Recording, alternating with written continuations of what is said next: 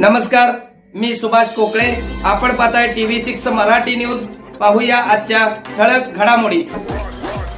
बातमी जत तालुक्यातून महत्त्वाची बातमी. शेतकऱ्यांच्या उन्नतीसाठी प्रामाणिक काम. उमदी जिल्हा परिषद गटाला विकासाची चांगली परंपरा आहे.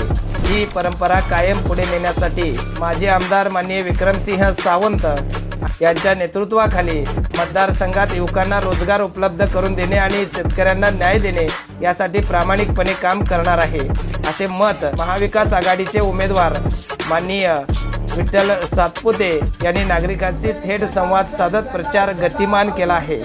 उमदी पंचायत समिती गणातील महाविकास आघाडीच्या काँग्रेसच्या उमेदवार सौ संगीता सावंत यांना सोबत घेत त्यांनी प्रचाराचे रान उठवले आहे.